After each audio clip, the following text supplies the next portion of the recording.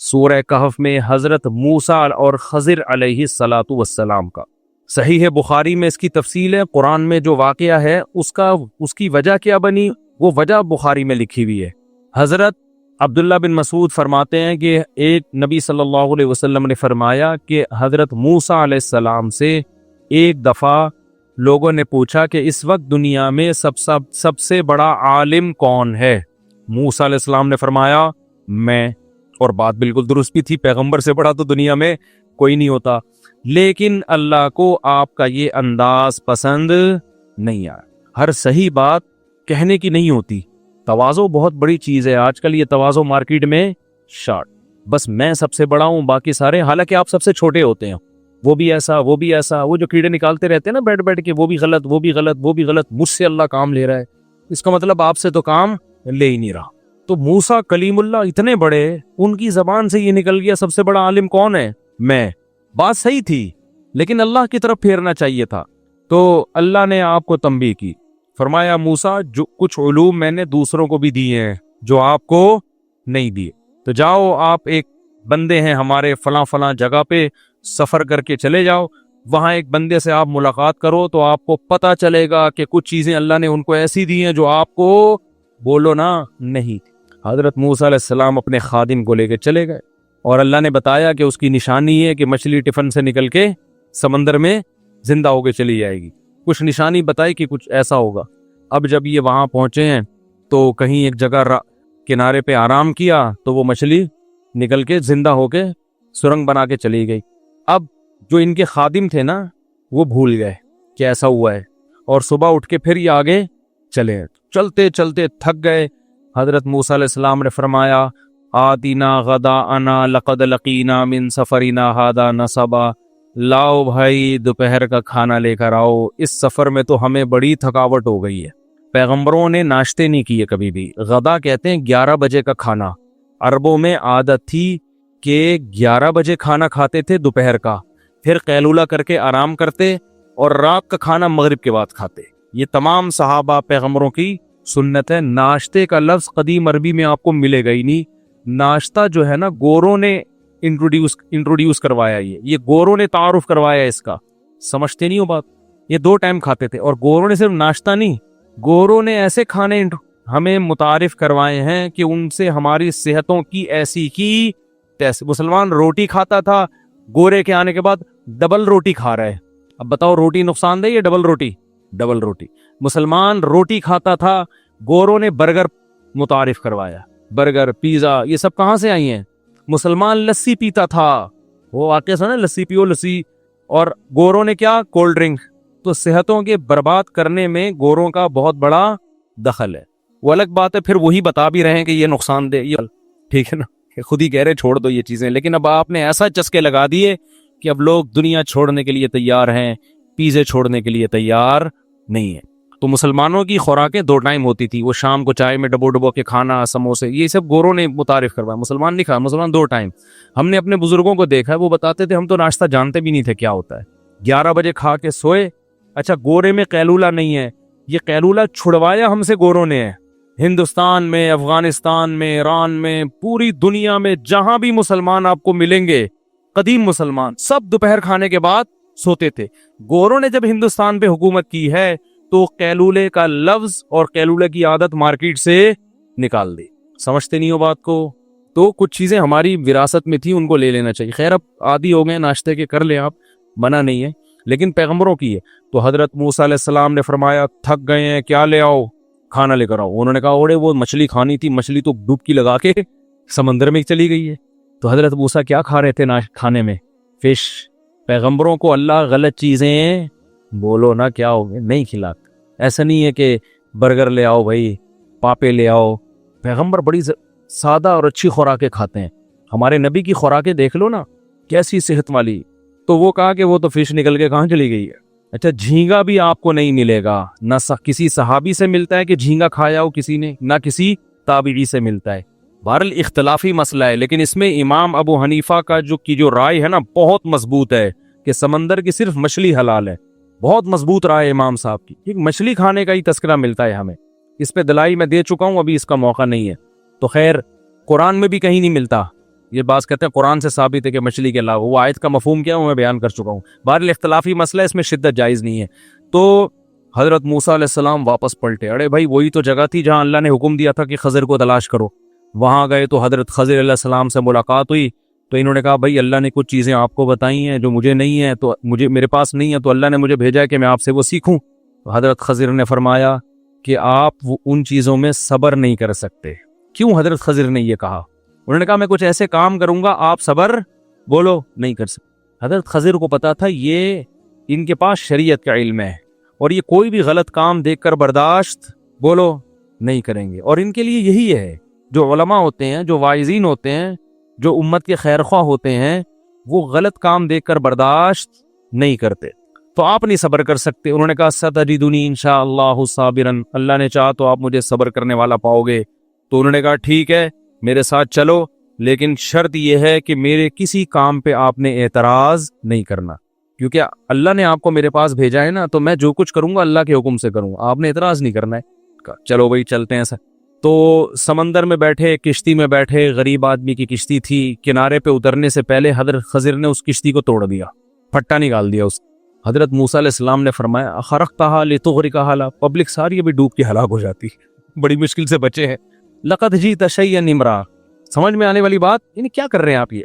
حضرت خضر نے فرمایا کہ الم اقل انک لن تستطیع معی صبرا، میں نے کہا نہیں تھا کہ آپ صبر نہیں کر سکتے؟ حضرت موسیٰ کو ایک دم یاد آیا، انہوں نے فرمایا کہ لا تؤاخذنی بما نسیت، بھائی اگر میں بھولے سے کوئی غلطی کر رہا ہوں تو اس پہ آپ مجھے مت پکڑیں۔ انہوں نے کہا چلو ٹھیک ہے، اب آرام سے چل رہے ہیں۔ آگے گئے، ایک لڑکا آ رہا تھا، حضرت خضر نے پکڑ کے اس کو مار دیا، یا تو گردن اڑا دی اس کی، یا کس طریقے سے قتل کر دیا اس۔ حضرت موسیٰ نے فوراً فرمایا اقتلت نفسا زکیۃ بغیر نفس، اس نوجوان نے کسی کو قتل بھی نہیں کیا اور بلا وجہ ایک معصوم جان کو آپ نے قتل کر دیا۔ لقد جئت شیئا نکرا، یہ بھی کام اچھا نہیں ہے۔ حضرت خضر علیہ السلام نے فرمایا الم اقل لک انک لن تستطیع معی صبرا، میں نے تو پہلے ہی آپ کو بولا تھا کہ آپ میرے ساتھ صبر نہیں کر سکتے۔ حضرت موسیٰ نے اب خود اپنی سزا ان کو بتائی، کہا کہ ان سألتک عن شیء بعدھا فلا تصاحبنی، بس اب میری سزا یہ ہے کہ اب میں نے اگر سوال کیا تو سزا یہ ہے کہ آپ میرا راستہ جدا، یعنی مجھے اپنے آپ سے جدا کر دیں بس۔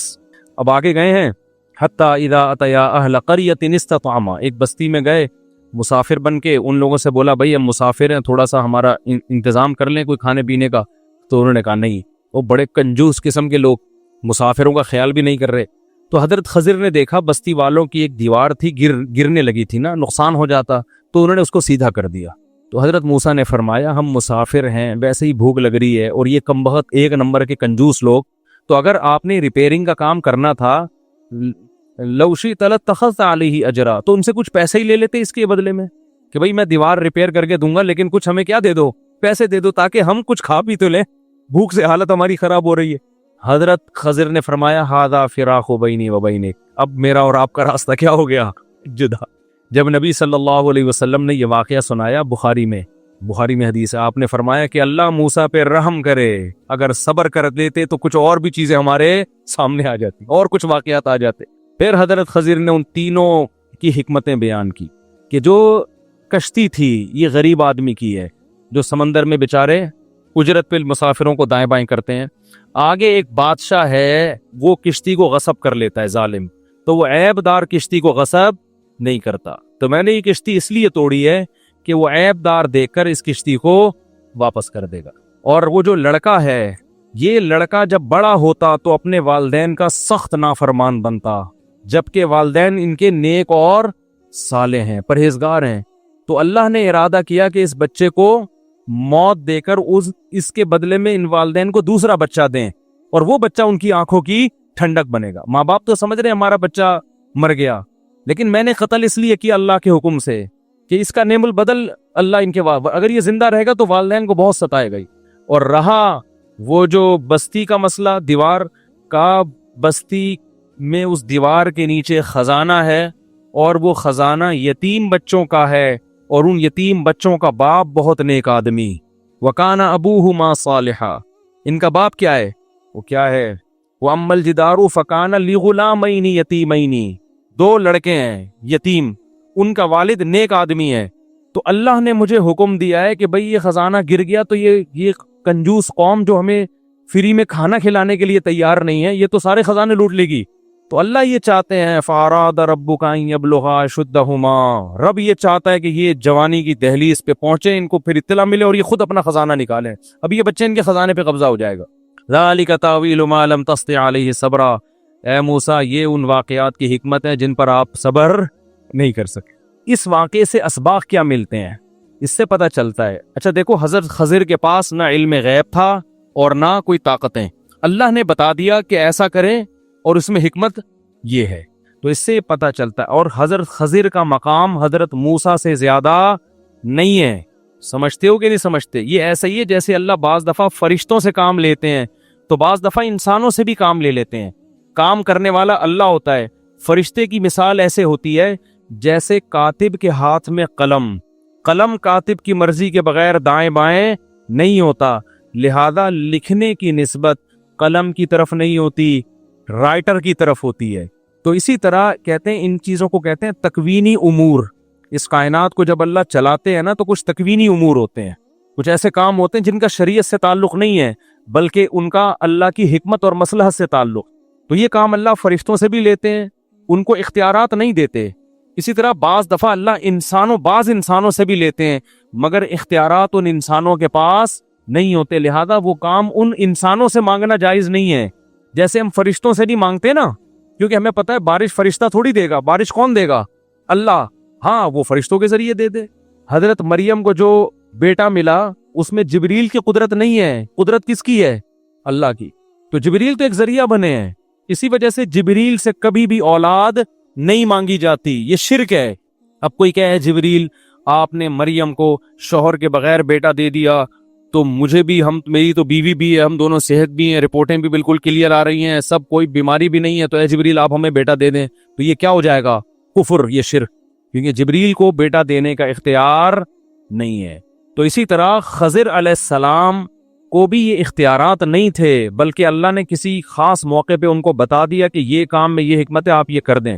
تو اس لیے علماء کہتے ہیں کہ اللہ کی طرف سے ایسا نظام ہوتا ہے کہ غیب سے اللہ تعالیٰ لوگوں کے حالات بگاڑ بھی رہے ہوتے ہیں اور بنا بھی رہے ہوتے ہیں. تو اس میں ہمیں کیا سبق ملتا ہے کہ اللہ اپنی مخلوق سے غافل بولو نہیں. اب وہ دیکھو بچے کو مار کے چلے گئے، ماں باپ تو رو رہے ہوں گے، ہائے ہمارا چھوٹا سا بچہ پتہ نہیں کیسے مر گیا، ہائے ہائے یہ ہو گیا.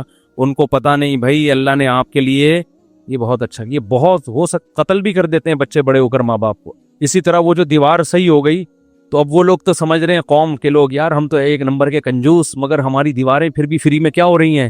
صحیح ہو رہی ہیں. تو تمہیں نہیں پتا کہ یہ جو دیواریں صحیح ہو رہی ہیں اصل میں تم کمبختوں کے ظلم سے یتیموں کو بچایا جا رہا ہے. اور یہ بھی کہ یتیموں کے لیے صحیح ہو رہی ہیں، ہر ایک کے لیے نہیں، ان یتیموں کے لیے جن کے والد نیک آدمی. پتہ چلا آپ کے والدین اگر نیک ہیں یا آپ اگر نیک ہیں تو غیب سے اللہ کیسے آپ کے بچوں کے لیے انتظام کرتا ہے. نہیں آ رہی بات؟ کیسے غیب سے انتظامات ہوتے ہیں آپ کے لیے. تو تقوی للہیت اپنے اندر پیدا کرنی چاہیے. اللہ کسی کو بھی خضر بنا کے بھیج سکتا ہے، خضر کو نہ بھی بھیجے. خضر علیہ السلام تو انتقال ہو گیا، بہت سے کہتے ہیں زندہ ہے، واللہ عالم، ہمارے پاس کوئی ان کی زندگی کی کوئی دلیل نہیں ہے. بعض لوگ کہتے ہیں ہماری ملاقات ہوئی ہے تو پھر ان سے آپ پوچھ لیں جا کے، میری تو اب تک ایسی کوئی ملاقات ہو نہیں سکی. حضرت عیسیٰ کی حیات پر تو دلائل قائم ہے، حضرت خضر کی حیات پر کوئی قرآن و سنت میں کوئی دلیل نہیں ہے. تو اللہ کیسے غیب سے کیا کرتے ہیں؟ انتظام. کیسے اللہ تعالیٰ نے غیب سے انتظامات کیے ان کی نیکی کی وجہ سے. جانور کے لیے تو چیلنج ہی نہیں، اس کو فطرت کو ڈیفائن کرنے کی ضرورت ہی نہیں ہے، اس کو سیدھا راستہ جاننے کی ضرورت ہی نہیں ہے. اللہ اس کو پیدا کر کے دھکا دے کے اس کو صحیح ٹریک پہ چلا دیتا ہے. جس نے لاہور جانا ہے اللہ اس کو لاہور کی ٹرین میں بٹھا دیتا ہے، جس نے خانے وال جانا ہے اس کو خانے وال کی ٹرین میں اللہ بٹھا دیتا ہے، جس نے پشاور جانا ہے اللہ اس کو پشاور کی ٹرین میں بٹھا دیتا ہے. اس کو ضرورت ہی نہیں ہے کہ میرا ٹریک صحیح ہے کہ نہیں ہے. جو اس کی منزل ہے فطرت، اللہ اس کو دھکا دے کے اس پہ چلا دیتا ہے. اب جیسے شیر سے بات آئی تھی کہ وہ ہم سے مشورے لے کے کھاتا تو گوشت کے ساتھ تھوڑے سے فائبر ملا کے کھا رہا ہوتا، ہاضمہ اس سے کیا ہوتا ہے، یا کولڈ ڈرنک پی رہا ہوتا ہضم کرنے کے لیے.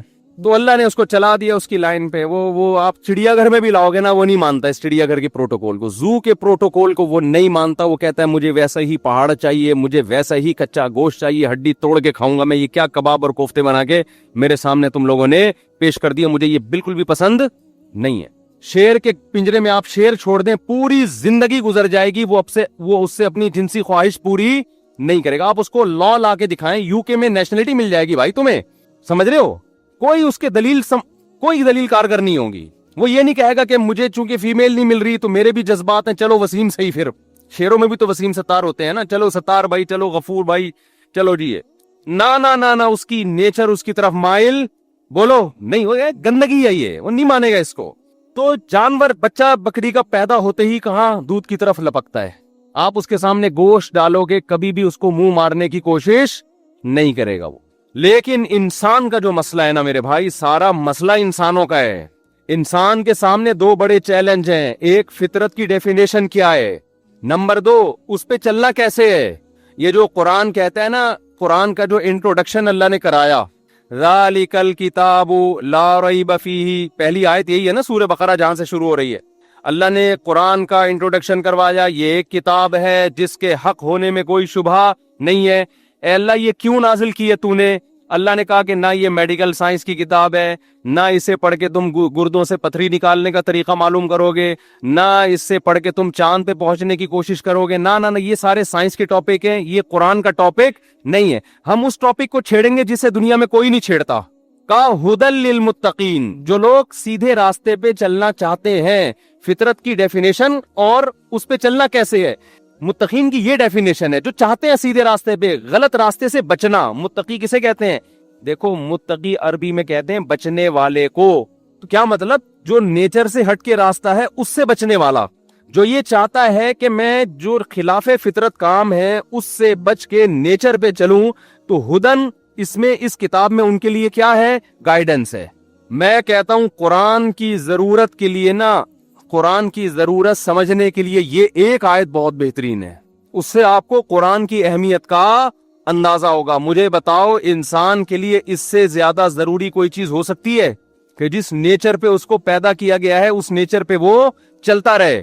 आप अगर नेचर से हट जाते हो ना, आप सबसे पहले मेंटली डिस्टर्ब होते हो, चाहे कितनी सहूलतों में हो आप। चिड़ियाघर में, जू में आपने शेर को लाके रखा, सारी सहूलतें दे दें, लेकिन उसका वो नेचुरल माहौल न दें जो उसको जंगल में मिला है, शेर की खोपड़ी थोड़े दिनों में क्या हो जाएगी? शॉर्ट हो जाएगी। ऐन मुमकिन है वो फिर वो खुदकुशी कर ले। आपने क्या किया? जंगल से शेर को लाके रखा आपने, और आपने उसको बजाय गार बनाने के, मिट्टी के टीले बनाने के, आपने उसको एयर कंडीशन रूम दिया और खूबसूरत डबल बेड लगा दिया, और साथ में दुल्हन बना के शेरनी को बिठा दिया आपने। डबल बेड है, कंबल भी है, और खाने के लिए आपने सारी सहूलतें हैं ना। आज इंसान कहता है ना पुरतायुश लाइफ, तो ये मिल रही है ना इंसान को। लेकिन डिप्रेशन कम होने के बजाय क्या हो रही है? बोलो क्या हो गया भाई? बढ़ रही है। आपने क्या किया जनाब? उसको फिर आपने पीने पिलाने का भी इंतजाम कर दिया शेर के लिए, कि आज तक पानी पिया है, जरा ये पी के देखो, टुन हो जाओगे, मजा ना आए पैसे वापस। शेरनी को भी लगा दिया कि तुम भी पियो, फिर लाइफ को एंजॉय करो। और उसको कहा कि तुम आज तक छीछड़े, गोश्त, हड्डी, गंदा, चूहे, बिल्ली, पता नहीं क्या क्या खाते रहे हो। आपने जनाब ऑर्डर किया कबाबजी वालों को या हवेलियां को कि यार बेहतरीन मलाई बोटी जो है ना, शेर के लिए गरम गरम हांडी में बनी हुई, मक्खन का तड़का लगा हुआ, चिड़ियाघर में पहुंचाते। और एक एलसीडी भी लगा दी कोई फिल्म देखने के लिए, शेर के हिसाब से कोई भी जंगल की फिल्म।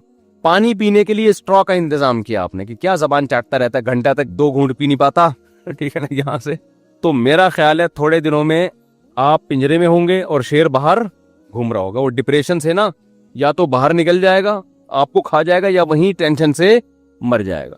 मेरे भाई सेम यही हालत इंसान की है। अगर इंसान को पहली बात ये ना कोई पता बताए कि फितरत की डेफिनेशन क्या है, इंसान 2 गलतियां करता है। एक तो फितरत को पहचानने में, एक्सप्लेन करने में गड़बड़ कर रहा होता है। इसकी मैं आपको एक मिसाल देता हूं।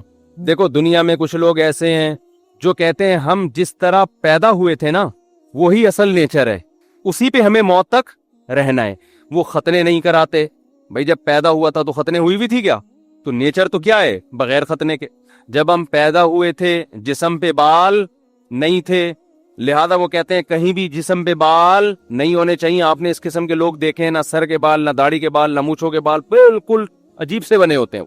बाज लोगों ने कहा कि नहीं, ये नेचर नहीं है। नेचर ये है कि जब आप बालिग होते हैं तो नेचर खुद बाल पैदा करती है ना, तो बाल होने चाहिए।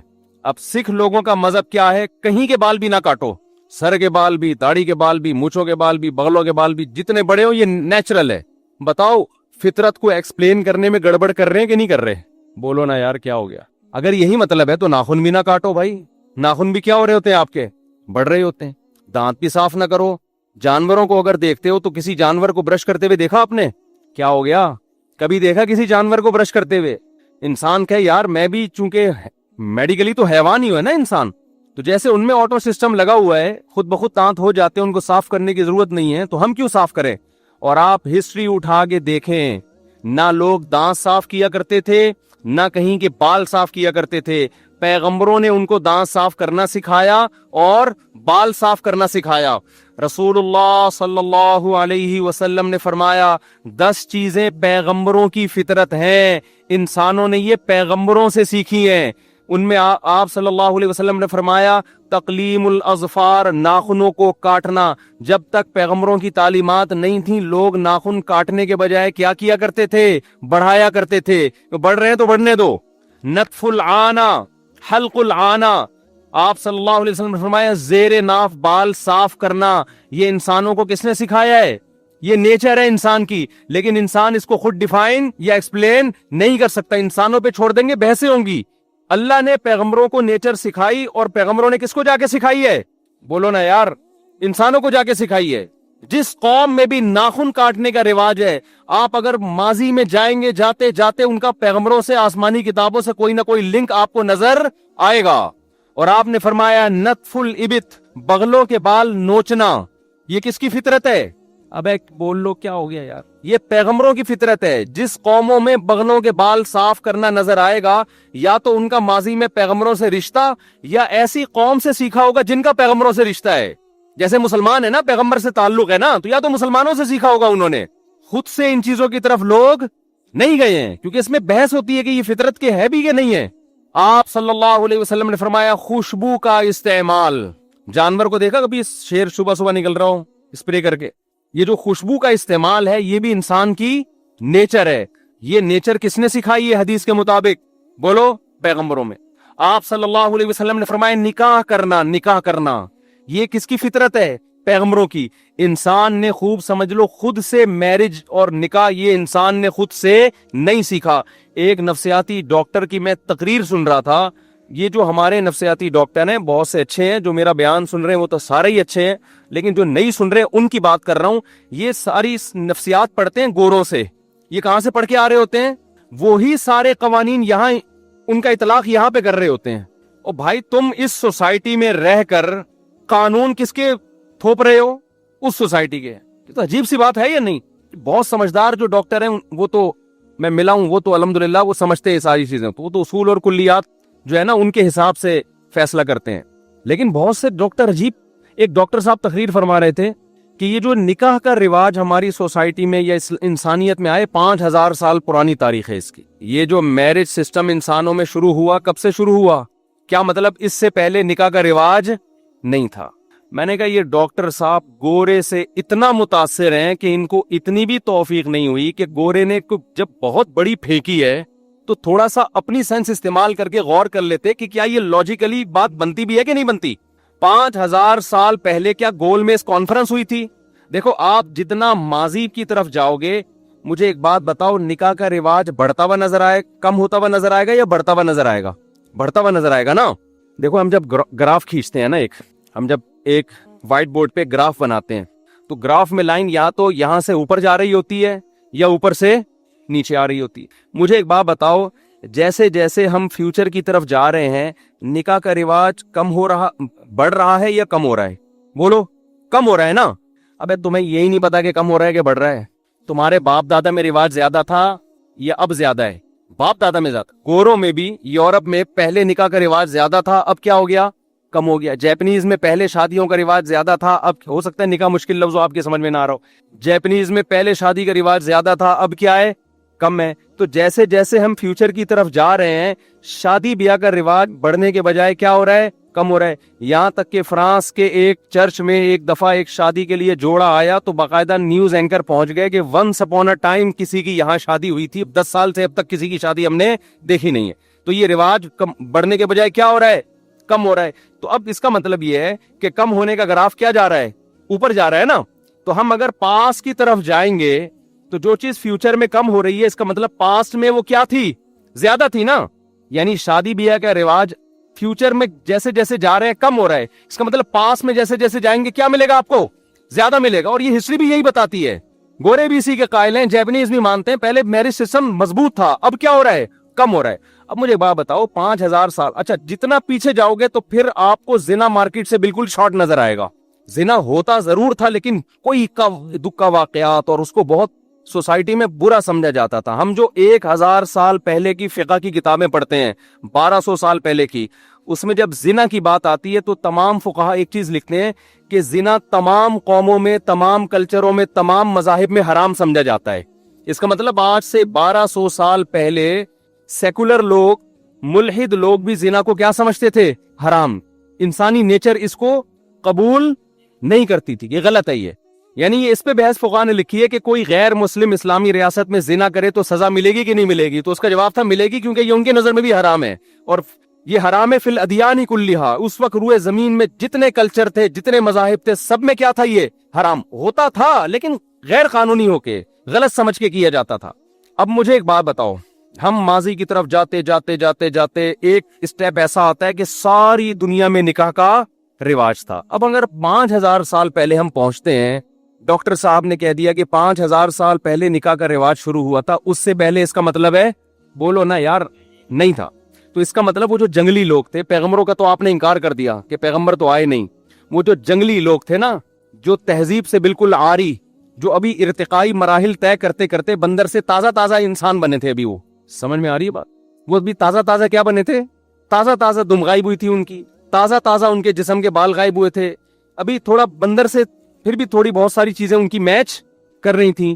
تو وہ اتنے ذہین لوگ تھے, اتنے ذہین. مجھے پتا ہے کہ یہ 5000 سال پہلے بندر سے انسان نہیں بنے تھے. کوئی میرے اس پہ سائنسی لحاظ سے اعتراض کر سکتا ہے, جو ڈاکٹر, جو سائنسدان کہتے ہیں وہ تو 5 کروڑ سال پیچھے لے جائیں گے آپ.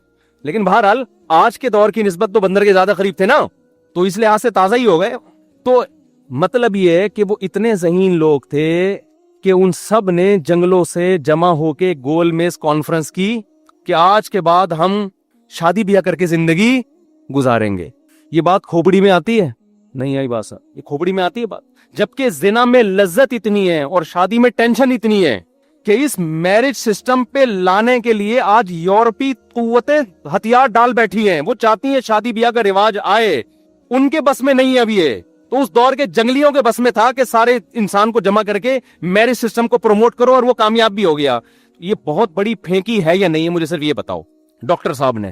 خدا کی قسم, ماضی میں آپ جاؤ, نکاح کا مضبوط نظام یہ پیغمبروں کے وجود کی اور ان کی تعلیمات کے اثر کی اتنی بہترین دلیل ہے کہ اس دلیل کے بعد مذہب کے برحق ہونے کے لیے کسی اور دلیل کی حاجت نہیں رہتی. یہ پیغمبروں نے یہ کام کروایا, اور پیغمبروں کی موٹیویشن کے بغیر اتنی بڑی دنیا کا نکاح سسٹم پہ جمع ہو جانا امپاسبل, یہ ممکن بھی نہیں ہے. جیسے مسلمانوں میں شراب نہیں ہے, کیا قانون کی وجہ سے؟ اسلام کی وجہ سے. پیغمبروں کی موٹیویشن بہت پاورفل ہوتی ہے کیونکہ ان کے پیچھے معجزے ہوتے ہیں, ان کے پیچھے اپنی لائف ہوتی ہے. پیغمبروں کے علاوہ اللہ نے کسی کو ایسی طاقت ہی نہیں دی ہے کہ ایسا موٹیویٹ کرے کہ من حیث القوم پوری قوم سے ایک جرم ختم ہو جائے, یہ ممکن نہیں ہے. تو اسلام سے پہلے عیسیٰ علیہ السلام کی تعلیمات تھیں جس میں زنا حرام تھا.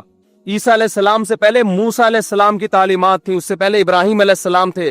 اور اسلام نے یہ دعویٰ کیا ہے کہ سب سے پہلا انسان جو دنیا میں آیا اس نے نکاح کر کے زندگی گزاری ہے, پھر اس کی اولادوں میں نکاح ہوا ہے. تبھی آپ جتنا ماضی کی طرف جائیں گے لوگ آپ کو نکاح کرنے والے نظر آئیں گے, اس لیے کہ ان کی اصل زنا سے نہیں بلکہ نکاح سے شروع ہوئی ہے. آپ کے خاندان میں شادی کا رواج ہوتا ہے نا, تو 2-4 لوگ تو بگڑ جاتے ہیں, زیادہ تر اپنے خاندان کی رسومات کو فالو کر رہے ہوتے ہیں. تو ہمارا جو ان سارے انسانوں کا, جیپنیز, چائنیز اور یہ جتنے گورے ہیں, فرانسیسی ہو گئے, سویڈن والے ہو گئے, ناروے والے ہو گئے, سب کی اصل جو جہاں سے شروع ہوتی ہے وہ زنا سے نہیں بلکہ کس سے شروع ہوتی ہے؟ نکاح سے۔ یہ خود پیغمبروں کے وجود کی بہت بڑی دلیل ہے کہ پہلے انسان کو اتنا شعور کیسے پیدا ہو گیا کہ میں نے اماں ہوا کے ساتھ شادی کر کے رہنا ہے اور اپنی اولادوں کو بھی نکاح کی ترغیب دینی ہے۔ یہ موٹیویشن اور یہ گائیڈنس ان کو کہاں سے مل رہی تھی؟ یہ خود سے نہیں ہو سکتی، یہ اللہ نے دی تھی ان کو گائیڈنس۔ خود سے انسان کی عقل یہاں تک نہیں پہنچتی ہے، بہت مشکل ہے یار۔ آپ کہاں سے تشریف لائے ہیں؟ گرو مندر سے آئے؟ فرسٹ ٹائم آئے ہیں آپ؟ کچھ سمجھ میں آ رہی ہے بات؟ اچھا آ رہی ہے، الحمدللہ۔ یہ گرو مندر سے آئے ہیں آپ لوگ، تو پرانے ہو گئے نا۔ آپ کہاں سے آئے ہیں؟ عسکری فورس۔ اچھا اچھا ماشاء اللہ، اچھا اچھا ماشاء اللہ جی، اچھا اچھا، بہت دور دور سے لوگ آئے ہوئے ہیں یار۔ اچھا اچھا اچھا اچھا اچھا، ایسا یہ بتا رہے ہیں بہت سارے لوگ نئے ہیں، ٹھیک۔ 10:30 بجے تو بیان تو سمجھ میں آ رہا ہے نا، کتنی واضح بات نہیں ہے؟ یہ پیغمبر، یہ گورے کو چاہیے نا ہسٹری پڑھ کے وہ پیغمبروں کے وجود کا قائل ہو۔ یہ میں مولوی کیوں سمجھا رہا ہوں ممبر پہ بیٹھ کے یہ باتیں؟ یہ تو گورے کا ٹاپک ہونا چاہیے کہ یار یہ حیرت کی بات ہے، جتنا ماضی کی طرف جائیں ہمیں ایک مینجمنٹ نظر آئے گی، جتنا پاس کی طرف جائیں، اور جتنا فیوچر کی طرف جائیں گے ہمیں حیوانیت بڑھتی بھی نظر آ رہی، حالانکہ ترقی ہو رہی ہے۔ یہ جو تہذیب آپ کو نظر آ رہی ہے یہ ترقی کی وجہ سے ہے، یہ ترقی کی وجہ سے روڈ صاف اور یہ سب مشینیں ایجاد ہو گئی ہیں، ٹھیک ہے نا، اور مینجمنٹ انسان نے سیکھ لی ہے کہ ملکوں کو کیسے کنٹرول کرنا ہے، قوم کو کیسے کنٹرول کرنا ہے۔ آپ جتنا پاسٹ کی طرف جائیں گے، جتنا پاسٹ کی طرف جائیں گے، آپ کو حلال کا کانسیپٹ کم ہونے کے بجائے زیادہ نظر آئے گا۔ دنیا میں 2 قومیں جو ہسٹری کے لحاظ سے جن کا ریکارڈ بہت زیادہ محفوظ ہے وہ یہود و نصارہ ہیں، یہودی اور عیسائی۔ باقی قومیں بھی ہیں، کہا جاتا ہے یہ چائنیز جو ہیں پتہ نہیں کتنے ہزار سال قبل مسیح، لیکن میں ان قوموں کی بات کر رہا ہوں جن کی ہسٹری بھرپور طریقے سے محفوظ، جیسے مسلمانوں کا تو A to Z ایک چیز محفوظ ہے نا۔ ان تمام قوموں میں آپ کو کتے بلی کھانا نظر بولو نہیں آئے گا۔ کھانے کے معاملے میں بھی تہذیب نظر آئے گی آپ کو ان میں۔ یہودی حرام کھاتے ہوں گے، کتے بلی نہیں کھاتے۔ انگریز حرام کھاتے ہیں، کتے بلی بولو نہیں کھاتے، یعنی کہ جو مرضی آ جائے پکڑ کے کھا جائیں۔ چائنیز، ان کے پاس پیغمبر نہیں آئے ہوں گے بہت قدیم، یعنی موسیٰ علیہ السلام سے پہلے آئے ہوں گے۔ جو قریب ترین پیغمبر ہمیں ملتے ہیں نا وہ نبی صلی اللہ علیہ وسلم، اور آپ سے پہلے حضرت عیسیٰ علیہ السلام، اور ان سے پہلے بہت سارے پیغمبر، لیکن جو بہت فیمس ہیں جن کو یہودی بہت فالو کرتے ہیں وہ موسیٰ علیہ السلام۔ سمجھ گئے یہاں تک بات؟ یہ وہ پیغمبر ہیں جن کی ہسٹری تو ہمیں 2 اور 2 4 کی طرح ملتی ہے، کو تو آج دنیا کی اکثر آبادی ان پیغمبروں کو مانتی ہے۔ تو جو ان پیغمبروں کو مانتے ہیں، کھانے پینے میں آپ دیکھ لو ان کی خوراک میں آپ کو گندگی کم نظر آئے گی، اور جو ان پیغمبروں کو نہیں مانتے ان کی خوراک میں آپ کو گندگی زیادہ نظر آئے گی۔ چائنیز نہیں مانتے، ان میں کوئی پیغمبر گزرے ہوں گے تو ہو سکتا ہے وہ اس سے بھی پہلے گزرے ہوں، وہ ایسی چیزیں کھاتے ہیں کہ آپ کہو یار اس سے بہتر تھا بہنوں کی وراثت کھا لیتا۔ وہ بھی بری چیز ہے، اس میں بھی جہنم کی وعیدیں ہیں، مگر کتا کھانے سے تو پھر بھی کیا ہے، بہن خود کہے گی میری وراثت کھا لے، کائنڈلی کتا نہ کھا تو، یعنی بہن کو بھی اتنی گھننی آئے گی اپنی وراثت آپ کھا جائیں، کتا کھانے سے اس کو بھی گھن آئے گی۔ گورا نہیں کھائے گا کتے، بلکہ گورے اس کے خلاف احتجاج کرتے ہیں جو چائنا میں کتے کھائے جا رہے ہیں۔ اگر آپ فیلنگ پہ مدار رکھتے ہو نا، فیلنگز، جیسے اس نے کہا بہن سے نکاح میں آپ کو گندی فیلنگز محسوس ہوتی ہیں، لہذا یہ کیا ہے، گندا ہے، تو ہمیں تو کتا کھاتے ہوئے اسی طرح گندی فیلنگ محسوس ہوتی ہیں، تو ہم تو کتے کو بھی کیا کہتے ہیں، فطرت کے خلاف۔ چائنا والا کتے کو فطرت کے خلاف نہیں کہتا، تو یا تو ہماری فیلنگ چینج ہوئی ہوئی ہیں یا چائنا والوں کی چینج ہوئی ہوئی ہیں، دونوں میں سے ایک نئے غلطی پر ہیں۔ لیکن ہم ایک بات جانتے ہیں کہ ہماری فیلنگ اگر کتا کھاتے ہوئے ہمیں گھن آتی ہے تو یہ ہماری وجہ سے نہیں، ہمارے اوپر تربیت کے اثرات ہیں محمد صلی اللہ علیہ وسلم پہ۔ اگر عیسائی کو کتا کھاتے ہوئے گھن آ رہی ہے تو یہ فیلنگ جو بچائی کے رکھی ہوئی ہے نا، کتا کھانے سے گھن آنا، یہ عیسیٰ علیہ السلام کی، اگرچہ اب عیسیٰ کو فالو نہیں کر رہا وہ، لیکن باپ دادے نے تو فالو کیا ہے نا، وہی اثرات چلے آ رہے ہیں۔ یہودی اگر آج بھی ذبح کر کے کھا رہا ہے، مردار نہیں کھا رہا، تو یہ موسیٰ علیہ السلام کی تعلیمات کا اثر ہے، کیونکہ تینوں قوموں میں قدر مشترک کیا چیز ہے، کامن کیا ہے، تینوں قومیں کتا بھی نہیں کھاتی، تینوں قومیں جو ہے مردار بھی نہیں کھاتی، تینوں قوم، ٹھیک ہے آج کل عیسائیوں نے کھانا شروع کر دیا کیونکہ وہ مذہب کے زیادہ باقی ہوئے ہیں، لیکن پھر بھی کھانے پینے کے معاملے میں چند چیزیں تینوں میں قدر مشترک، اور دوسری طرف قدر مشترک کیا ہے، کامن کیا ہے، تینوں پیغمبروں کو مانتے ہیں۔ یہ صاف علامت ہے کہ یہ جو اثرات ان میں آئے ہیں خوراک کے معاملے میں، جو یہ مہذب ہیں، گند نہیں کھا رہے، یہ پیغمبروں کی تعلیمات ہیں۔ تو یہاں نیچر پہ چلانے والے کون ہیں؟ پیغمبر ہیں۔ میں سمجھا پا رہا ہوں اپنی بات؟ آج بھی دنیا میں آپ ہسٹری اٹھا کے دیکھیں، موجودہ حالات کو دیکھیں، تو آپ کو پتا چلے گا کہ بھائی فطرت پہ کو ایکسپلین کرنا بھی صرف پیغمبروں کا کام ہے، اور اس پہ چلانے کے لیے دھکا دینا بھی کس کا کام ہے؟ پیغمبروں کا کام ہے۔ اس کے بغیر نہیں ہو سکتا، اس کے بغیر نہیں ہو سکتا۔